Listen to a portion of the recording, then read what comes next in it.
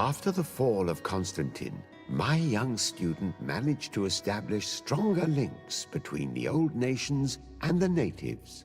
Some of their donegada were even invited to the continent, and with their help, it slowly became a land filled with life again.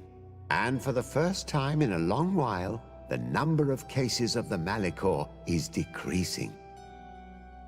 Those who bravely fought at Dorhad Genadu were celebrated everywhere.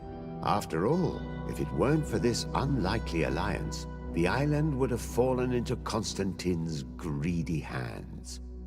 Sieglinde took Kurt as an advisor, but he insisted on keeping his place alongside his former student and friend, watching his back, as he always had.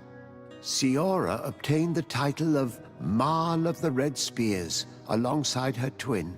She leads them with wisdom, but often reunites with the one she still calls her Karants.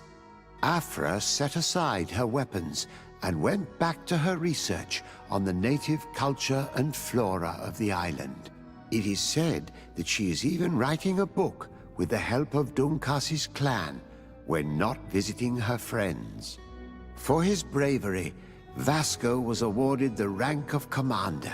He now travels the sea at the head of a whole fleet, but he often comes back to visit his brother-in-arms.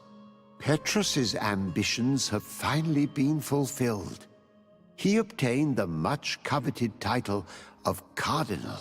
Despite the responsibilities implied by such a title, he still sometimes visits the one he calls his child.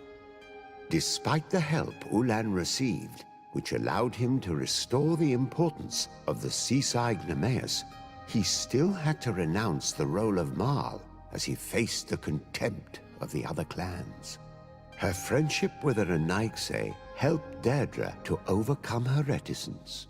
She willfully accepted to follow the orders of her new High King. Dunkas and his people spent a lot of time with savants and theologians. Patiently, they shared their knowledge of the earth and learnt new techniques from one another, and in so doing, they restored balance between the new world and the old.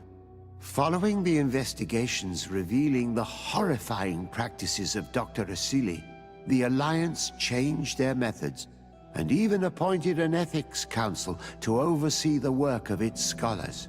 The public revelations of Saint Matthias's life led to a deep change in Ptolemy. The Ordo Luminis was dismantled for good, and the missionaries' purpose is now to establish dialogue rather than conversion. Aware that their culture of secrets would lead them to their demise, the Nords changed their methods. They welcomed numerous new recruits amongst them, notably natives. Under Sieglinde's control, the Guard returned to the honorable values that had made its reputation. And they did so all the more easily now that their shadiest members were out of the picture.